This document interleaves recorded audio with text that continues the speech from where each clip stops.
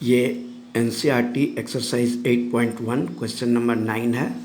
Question कहता है in a triangle A B C right angle at B, मतलब एक राइट एंगल ट्रायंगल है जिसमें बी पर वो राइट एंगल बन रहा है। If 10a equal to 1/√3, 10a का वैल्यू 1/√3 दिया हुआ है, तो फाइंड द वैल्यू ऑफ, दो क्वेश्चन हैं, sine A into cos C plus cos A into sine C. Second question है cos A into cos C minus sine A into sine C. तो सबसे पहले हमारे पास जो रेशियो का वैल्यू दिया हुआ है उसको हम लोग लेते हैं, लेकिन इससे भी पहले हम लोग एक राइट एंगल ट्रायंगल ड्रॉ कर लेंगे। चलिए एक राइट एंगल ट्रायंगल हम लोग ड्रॉ करते हैं। सपोज़ करिए कि ये हमारा एक राइट एंगल ट्रायंगल है ए बी सी, जहाँ पर कि हम लोग स्पेशली एंगल बी यहाँ 90 डिग्री देंगे और ए और सी कहीं भी दे सकते हैं, यहाँ ए यहाँ सी या यहाँ ए यहाँ सी, इसमें कोई दिक्कत नहीं है। बट 90 डिग्री बी बोल रहा है राइट एंगल है, तो यहाँ पर हमको बी देना होगा। ये दिया हुआ है, राइट एंगल हो गया। अब रेशियो हमारा दिया हुआ है 10a इक्वल टू 1/√3। 10 का रेशियो होता है p/b। यहाँ पर हम लोग p एंगल a के लिए p मीन्स अपोजिट या परपेंडिकुलर, दैट इज BC, और b एडजेसेंट या बेस, दैट इज AB होगा।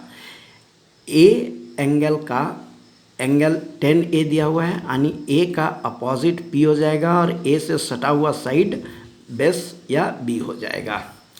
तो अब हम लोग BC और AB को एज्यूम कर लेते हैं। Let BC equal to x and AB equal to √3x। अगर हम लोग BC को x लेते हैं तो AB √3 हो जाएगा। AC का वैल्यू हम लोगों को निकालना होगा। AC का वैल्यू हम लोग निकालते हैं, पाइथागोरस थ्योरम यूज़ करते हैं। चलिए पाइथागोरस थ्योरम से AC equal to √AB² plus BC² होगा। इसके वैल्यूज़ लिखते हैं। AB² that is √3x² plus BC² this is x²। अब आप देखिए √3x का square that is 3x plus x²। अब 3x² प्लस x² 4x², √4 का √2 हो जाएगा और x का 2x। यानी अगर हम लोग AB को √3x लेते हैं और BC को x लेते हैं तो AC हमको 2x आता है। तो ये सारे वैल्यू जब हमको मिल जाते हैं तो हम लोग जो रेशियोज़ का क्वेश्चन में जो रेशियोज़ दिए हुए हैं उसके वैल्यूज़ निकाल लेते हैं। चलिए सबसे पहले हम लोग लिखते हैं साइन ए। साइन का रेशियो होता है p/h। a के लिए p यानी अपोजिट और h, हाइपनस तो ऑलवेज 90 डिग्री के सामने का साइड रहता है तो ये चेंज होगा नहीं। तो a के लिए अपोजिट x है, सो दैट इज़ x/2x। इसको कैंसिल करके हम लोग 1/2 निकालेंगे। Sine a sine c ratio अभी भी p/h होगा, चूँकि साइन का रेशियो ऑलवेज p/h होता है। p मीन्स अपोजिट और h मीन्स हाइपनस। तो देखिए c एंगल के लिए अपोजिट AB हो जाएगा। c के अपोजिट ये साइड है, इसीलिए इसको हम लोग √3x लेते हैं और h हो जाएगा आपका 2x जो चेंज नहीं होता है। This is √3/2। साइन का निकाल लिया, अब कॉस का भी निकाल लेते हैं हम लोग। कॉस A B/h कॉस का रेशियो होता है, यानी A के लिए B मीन्स एडजेसेंट या बेस, दैट इज AB। ये हो गया √3x और h 2x कैंसिल करेंगे, √3/2 एंड कॉस C रेशियो अभी भी B/h लेंगे, लेकिन C के लिए B मीन्स एडजेसेंट ये हो जाएगा। C का जस्ट सटा हुआ साइड एडजेसेंट ये हो जाएगा, यानी x हाइपनस 2x ही रहेगा, काट दिए, दैट इज़ 1/2। ये जब सारे वैल्यूज आ जाते हैं तब हम लोग क्वेश्चंस का सॉल्यूशन निकालते हैं। चलिए क्वेश्चन मेरा है फर्स्ट क्वेश्चन मेरा sine A into cos C लिख लेते हैं। Sine A into cos C plus cos A into sine C.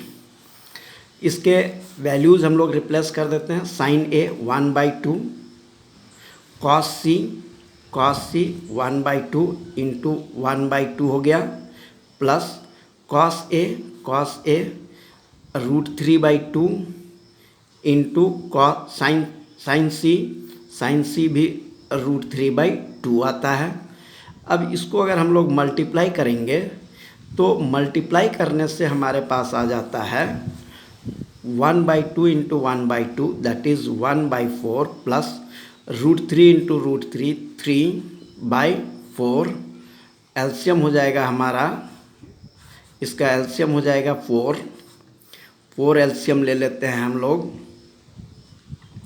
That is 1 + 3 = 4/4 is 1 is the answer. ये आंसर आ गया। अब हम लोग सेकेंड क्वेश्चन लिख लेते हैं। सेकेंड क्वेश्चन मेरा है cos A into cos C minus sine A into sine C. तो इसको भी लिख लेते हैं, cos A into cos C minus sine A into sine C. Values लिखते हैं, cos A into cos C यानी √3/2 into 1/2 minus sine A into sine C 1/2 into √3/2। This is √3/4 minus √3/4। √3 को 1 से इंटू करेंगे √3 होगा, 2 इंटू 2 4 एंड 1 इंटू √3 अगेन √3/4। तो देखिए √3/4 minus √3/4 ये हो गया 0 इज़ द आंसर। इस तरह से हम लोग सॉल्यूशन निकालेंगे।